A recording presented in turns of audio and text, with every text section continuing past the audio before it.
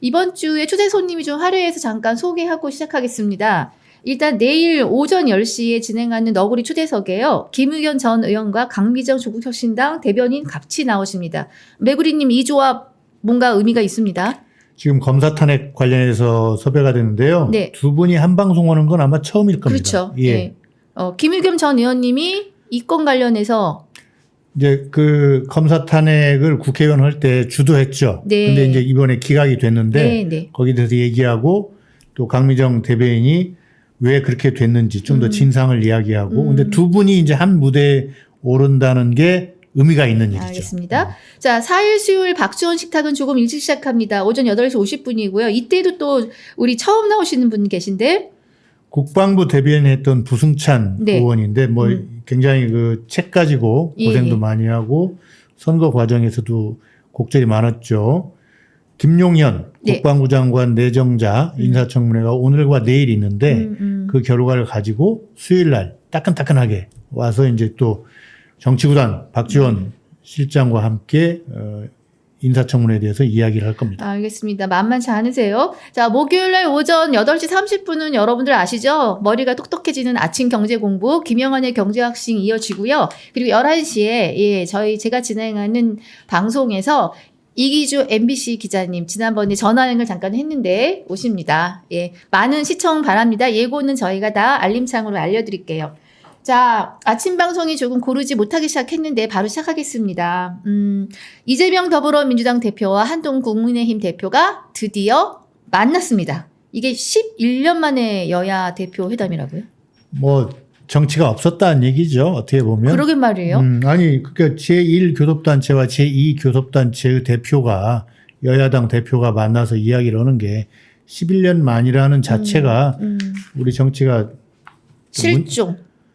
잠깐 고장났다는. 고장났다, 뭔가. 이게 아침에 대거리하고 싸우다가도요, 점심 때 사실은 웃으면서 밥 먹는 분들인데, 조금 살벌했습니다. 자, 근데, 일단 만나긴 만났어요. 근데, 이게 합의 내용하고 이명헌이 이제 보도가 주말에 내니됐으니까 보셨을 것 같은데, 이게 한 것 같기도 하고, 안 한 것 같기도 하고, 제가 보기에는. 그, 8개 항 조금 이따 한번 보여주시고요. 예. 한마디로 좀 야박하게 들릴 수도 있지만, 회담으로서는 실패한 회담이다. 왜? 어떤 점에서? 아니 구체성이 하나도 없어요. 아, 그렇죠. 그리고 그 지금 국민들이 이렇게 고통받는 의료 대란 붕괴에 대해서도 애매모호하게 그 언급만 하고 말하는데 네.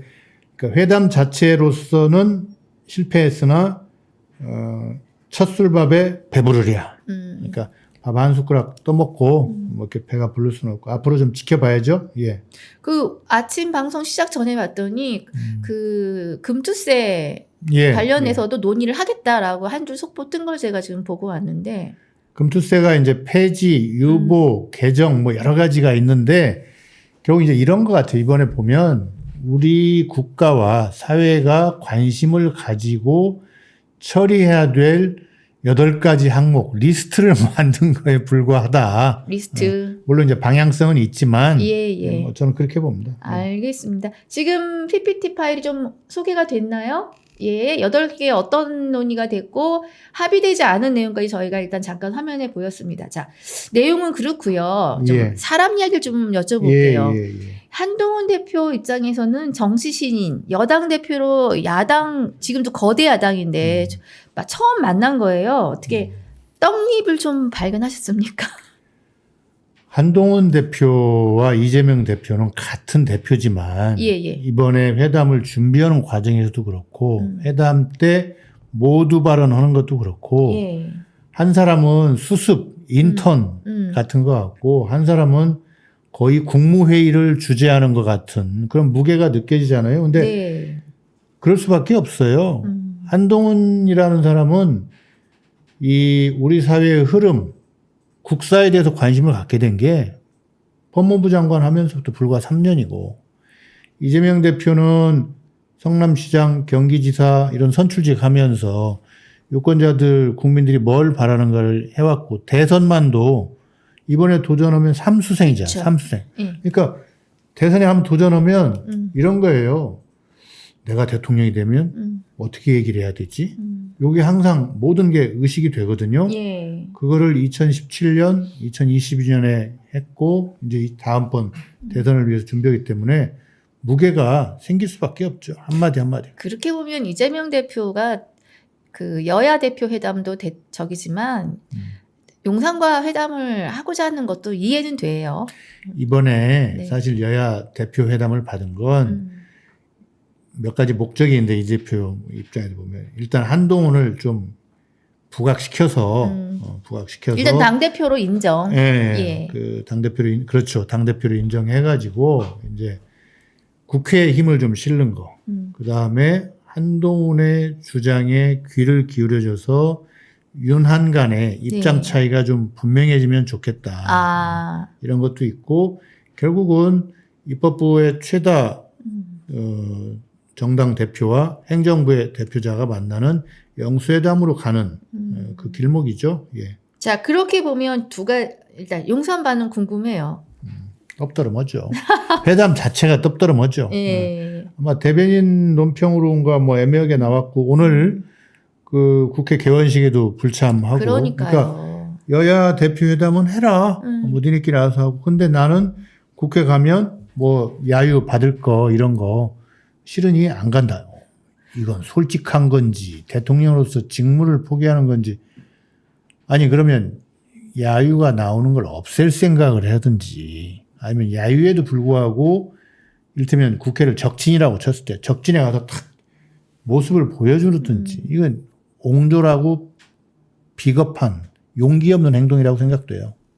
사실 이거는 국회의원들뿐만 아니라 입법부에 대한 것도 그렇지만 국민을 향한 것도 사실은 예의가 아니라는 저는 생각이 좀 들어요. 요새 나오는 거 보면 이 용산의 분위기니까 대통령이 조금 뭔가 극단적 상황에 심리적으로 좀 몰린 것 같다.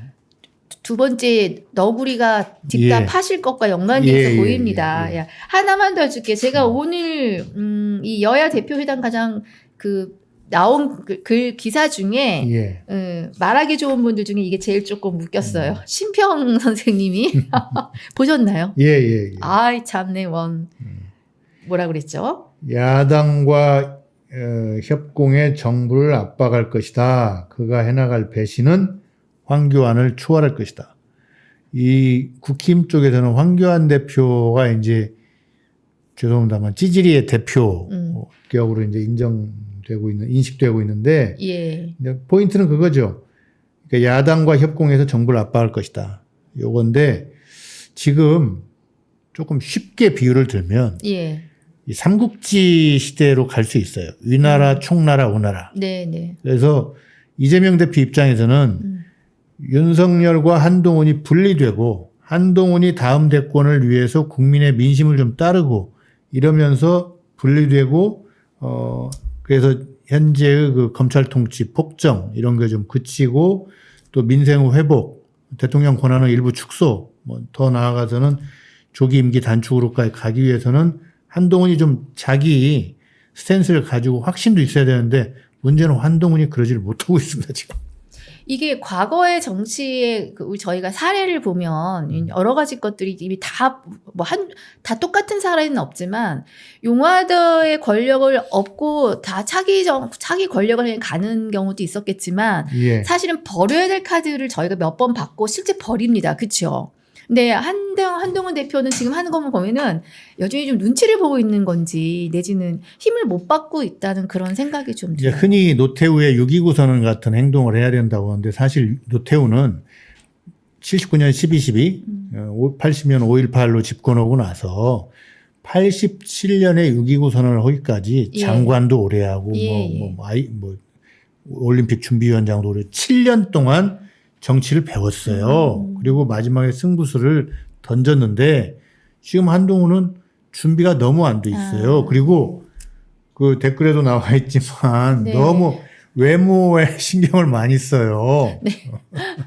예, 한동훈 같은 게 여당 대표라 이재명 대표님 많이 힘드실 듯. 예, 대접해드려야 저분이 더 잘하는. 네. 이를테면 그날 사진 찍을 때도 한동훈 대표가 이렇게 가슴 딱 벌리고 딱 이러잖아요. 네. 그게 이제 보면 침팬치가 자기 가슴 치면서 나 큰 사람이야라고 힘자랑하는 건데 거꾸로 자신감이 없을 때 그렇습니다. 네. 침팬치가 자기가 다 제압하는 조그만 동물들이 있으면 왜 이걸 쳐요? 네. 자기보다 더 큰 동물이 나타났을 때, 그러니까 이재명 대표 앞에서 쫄은 거예요. 쪼니까 이렇게 딱 이러려고 하는데 이재명 대표 그 사진 봤죠. 한동훈의 이렇게 구두를 보잖아요. 아무 말도 않고. 예리해. 예. 저건 몇 센치쯤일까? 예, 그래서 뭐 아침에도 방송에서 얘기했지만 이재명 대표는 키가 170인데 한동훈의 키는 과연 180으로 알려졌는데 실제는 얼마일까? 그 다음에 가발을 또 빼고 나면 키가 좀 더 줄어들겠죠? 1cm 정도? 거기에 또 뭐 가슴에도 뭘 이렇게 뭐 착용했다는. 그래도 우리 이렇게 인평, 얼평, 예, 외모 예. 갖고 하는 건 아니에요. 예. 아니, 그러니까 그분이 그런 특징을 계속 보이고 네, 네. 그게 사진에 나타나니까 사람들이 말을 하는 거죠. 알겠습니다. 자, 그래서 회담 합의 사항과 지금 이견으로 확인된 것들, 특히 예. 최혜병 특검 같은 건 예. 정말 관심을 저희가 줘야 되는데 앞으로 좀 어떻게 후속 작업이 나와줘야 될 텐데요. 결국 한동훈의 배심이 좀 생겼을 때 최혜병 특검이나 의료 대란에 대해서 입법부 차원의 어떤 결정이 나올 수 있는데 이게 좀 쉽지는 않습니다. 예. 일단 지켜는 보자고요. 알겠습니다. 의료대란이요. 지금 추석도 다가오는데 추석 같은 때는 사실 응급실도 굉장히 힘들잖아요. 예. 네, 좀 걱정입니다. 자, 아까 잠깐요. 용산이 뭔가 지금 쫄아있거나 수상합니다. 예. 자, 그렇지 않고서는 저는 이렇게 할 수 없다고 보는데 3년째 전 정부만 탓하던 윤석열 정부. 검찰의 총끝이 칼끝이 결국은 문재인 전 대통령을 향했습니다. 와, 이게 진짜 이제 갈 때까지 가보자는 것 같아요.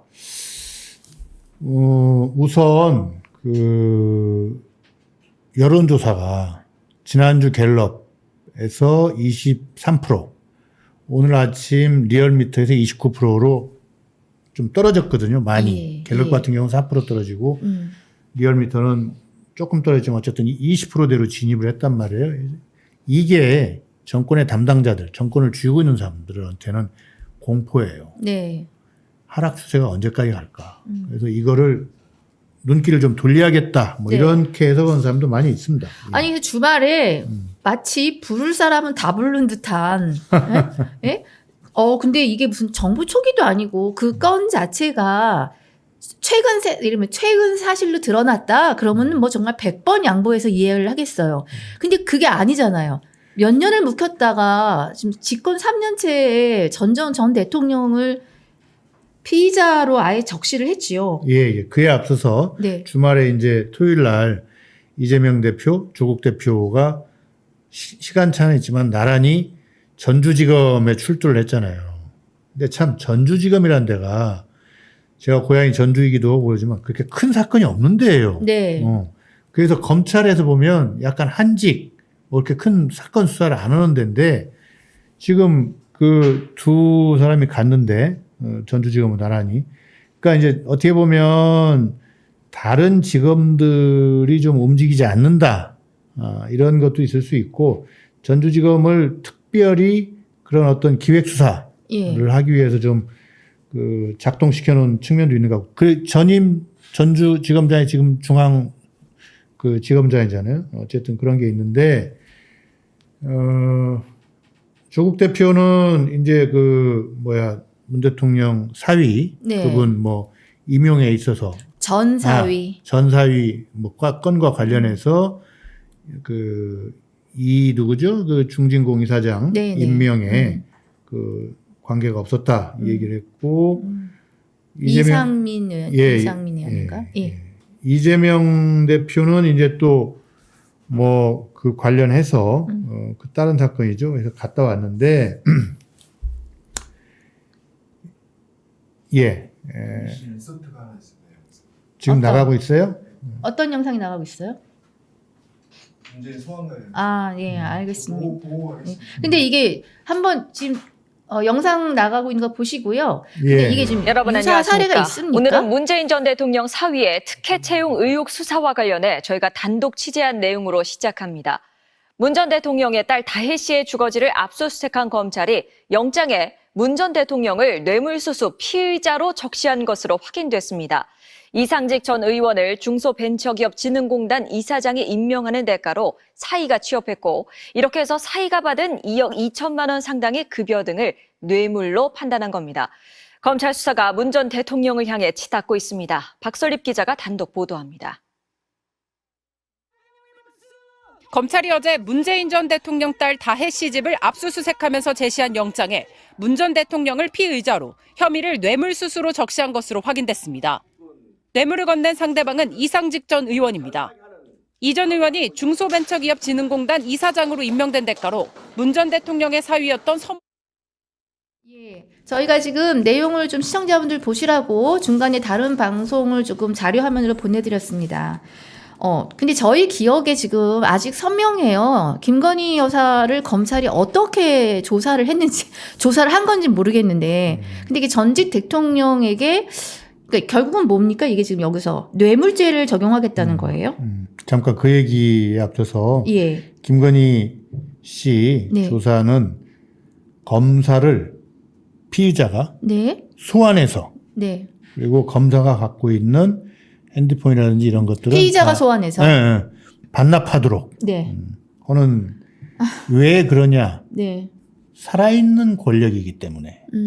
반대로 죽은 권력, 임기를 마친 권력에 대해서는 방금 그 시청자들이 보신 대로 거침없죠. 네, 네. 그 아이패드를 가져갔네 마는애.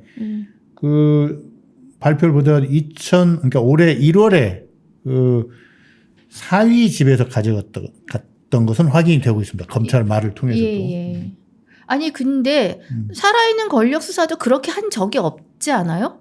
제 기억에 검사가 뭐 모처에서 불러서 갔지 이렇게 비공개로 폰까지 내놓고 이렇게 한 적은 없어서. 대개는 검찰청사, 검찰이 그럼요. 통제하는 검찰총사에 갔는데 예. 카메라 플래시를 받지 않기 위해서 따로 지하 주차장 등을 통해서 들어가 가지고 조사를 받은 적은 있어도 네네. 이리 와라 하고 폰도 다 내놔라 이런 적 없죠. 그러니까 살아있는 권력에 대한 수사치고는 가장 예우를 잘 갖춰준 역시 이 배경은 검찰총장 출신 대통령이 있기 때문 아닌가.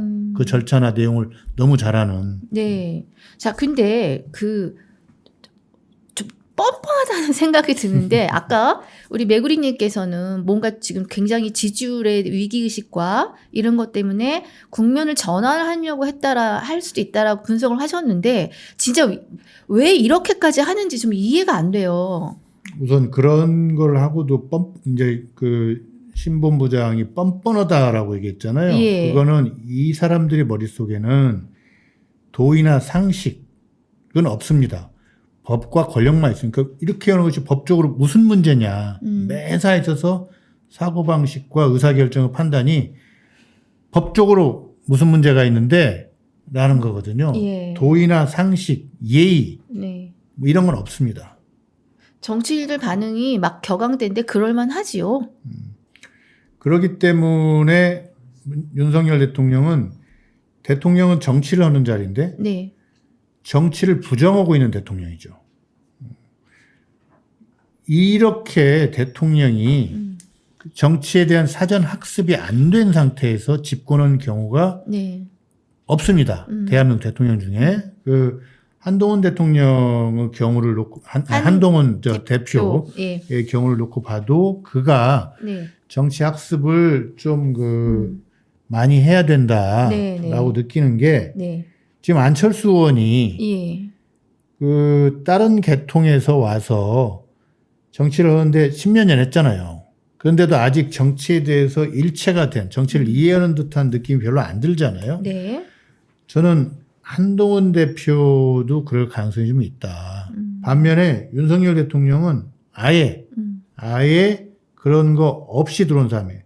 이를테면 이런 거죠. 이명박 대통령도 국회의원도 하고 서울시장도 하고 그래서 국민들한테 어떻게 대해야 되는지를 보수판에서는 그래도 익히고 온 사람이에요. 박근혜 대통령은 뭐 말할 것도 없고 국회의원 여러 번 했고 문재인 얘기하면, 대통령은 예. 대권 재수생이잖아요. 그렇죠. 그러니까 대통령이 되면 어떻게 해야 된다는 거를 두 번의 선거를 통해서 연습을 하고 대통령이 됐거든요. 네. 노무현 대통령은 장관도 하고 국회의원도 하고 대통령이 됐습니다. 우리나라 대통령 중에서 역대 대통령 중에서 이런 식으로 학습 없이 네. 대통령이 된 건 박정희 전두환밖에 없어요. 근데 아니, 이 사람들은 참. 두 가지가 윤석열 대통령과 다른데요. 첫째, 쿠데타를 하려고 몇 년간에 걸쳐서 국리를 했고 잡고 나면 어떻게 할 건가에 대해서도 그 생각을 해뒀고요. 더 중요한 거는 박정희 전두환은 자기가 주먹으로, 칼로, 총으로 잡았기 때문에 원죄의식이 있어요.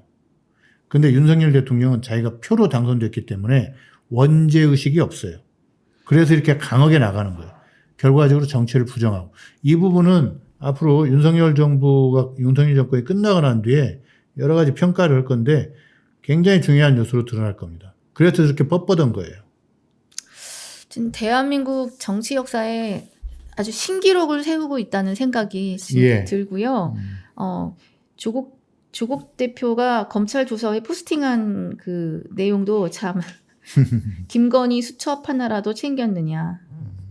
많은 사람들의 그 느낌이죠. 이 사건 수사를 바라보는. 그러니까 염치도 모르고, 그러니까 보통 이럴 경우에는, 우리도 안 그랬는데 어떻게 이러지? 이거에 대해서 사람들이 뭐라 그러면 어떡하지? 약간 그런 없어요. 고민을 하는 게 그냥 너무 정상이잖아. 허브로. 진짜 이상합니다. 그래서 인간이 아닌 거죠. 자, 시민이 아닌 거죠. 그래서 이거 어떻게 되는 거야? 문재인 대통령이 결국 소환되는 겁니까? 저는 문재인, 김정숙 여사가 둘 다 소환될 가능성이 51% 이상이다. 각각 의건으로 김정숙 여사 같은 경우는 뭐 타지마을 간 거 가지고 예. 또 저기 하여튼 전형적으로 며칠 전에 단독 해가지고 조선일보에 나왔더라고요. 있잖아요. 흘려주기. 그러면 단독 보도하고 그래서 회사에서 인정받고 뭐 그런 류의 기사 아닌가 싶고요. 그다음에 이제 문재인 대통령에 대해서는 그 문다혜 씨 영장에 보면 예. 그 직접적인 뇌물 수혜자 피의자로 문재인 대통령을 박았어요. 예. 부르겠다는 거죠. 그렇게 박았으면 이제 구속영장도 청구할 것이고 그 예. 전에 이제 노무현 대통령 때 기억나시죠? 이렇게 이제 불러서 뭐 수사하고 그리고 이제 구속영장 청구하려다가 이렇게 됐는데 당연히 저는 두 분 다 소환할 걸로 봐집니다. 국민의 저항을 지금 정부는 전혀 개의치 않고 있는 거라고 봐야 됩니까? 자기들 정권의 지지율은 이렇게 빠지는데 예. 강한 대결 구도를 만들어서 일부 보수층을 다시 찾아오려고 하는 게 아닌가 싶은데 그 보수라고 해서 다 세상 모르는 거 아니에요. 다 그분들도 생각이 있습니다. 저는 이걸로 해서 지지율이 오를 것으로는 보지 않습니다. 저는 이게 저기 검사 수사하던 기획통들이 만든 걸까요? 뭐라고? 요즘 뭐 풍문에 듣기로는 예. 사면복권에 있어서 조그마한 사안까지도 다 왕 총장님이 결정을 하신답니다. 왕 총장님이 누구신가? 네. V0? 아니죠. V2죠. V1 따로 있고. 그게 우리 V0라고 불러야 한다고 누가 그런가요? 그랬습니다. 자, 알겠습니다. 지금 이게 그냥 저희가 막 화를 낼 수도 없고 정말 저 속이 너무 궁금해서 왜 저러는지. 집권 초기에 이랬으면 이게 지금 사건이 새로 드러난 게 아닌 거잖아요. 예. 근데 이거를 지금 3년차 지난 시점에서 전임 대통령의 가족을 다 건드린다? 무슨 그러니까 생각을 하는지 참. 그 방금 말씀하신 대로 3년 차는 예. 어떤 시점이냐면 역대로 보면 이거는 보수 대통령이든 진보 대통령이든 간에 네. 3년 차에 접어들면 검찰이 네. 전직 대통령과 그 주변에 대한 수사를 멈추고 네. 살아있는 권력, 그렇죠. 현직 대통령과 그 주변에 대해서 수사를 시작하는 때예요. 근데 아직 시작을 않고 있잖아요. 왜? 대통령이 검찰을 너무 잘 알아서 그렇게 할 만한 사람들은 다 검찰 인사를 통해서 뽑아놨어요. 그리고 반면으로 스토커해놨던 것들은 계속 지금 수사를 돌리고 있어서 이제 이렇게 보이는데 관련해서 안대희 네. 검찰 특수부 수사의 그 전설 같은 그 검사로 통한 안대희 씨가 전성기 때 한 말이 있습니다. 오늘의 매구리 생각입니까? 살아있는 권력 수사의 문지방을 넘어라. 음. 네가 깡패가 아니라면, 네가 깡패가 아니라면 살아있는 권력을 수사하는 문지방을 넘어라. 지금 문지방을 못 넘고 밖에서 죽은 권력만 계속 칼로 이렇게 저렇게 하고 있잖아요. 국민들이 어떻게 보겠습니까? 그 지난주에 김귀현 변호사 나오셔서 그 검찰의 그 김건희 여사 조사했던 방식에 대해서 지금 평검사들이 뭐 정말 부글부글 끓고 있대요. 무슨 뭐예요? 검찰 댓글 그 2%인가 거기 하나도 안 올라오는데 그렇군요. 생각만 하고 있으면 뭐예요? 어디서 끓고 있는 건가? 술집에서 온도가 끓는 점이 아직 도달 안 했나? 살아있는 권력 수사의 문지방을 넘어라. 네. 넘지 않고 과거 권력만 수사하는 거는 편파이고 용기 없음이죠. 알겠습니다. 자, 이번 주에요. 화요일에 김의겸 전 의원, 그다음에 또 수요일날 박지원 식탁에서 나오시는 분들이 지금 이 사안에 대해서 다들 막 격앙돼서 말씀을 하실 것만 같은 생각이 뭐 벌써부터 이미 듭니다. 아이 제가 요새 생각해 보니까 우리 시사 예능을 해야 되는데 네. 시사 분노를 하는 것 같아요. 죄송합니다. 뭐 어쩔 수 없죠. 뭐. 네. 예. 아니, 사안이 그래서. 네, 너무 그립니다. 예. 난 검찰이 우습네. 출판사 한 곳도 조사를 받았답니다. 대표님. 예. 출판사도 조사받습니다. 검찰한테. 예. 예.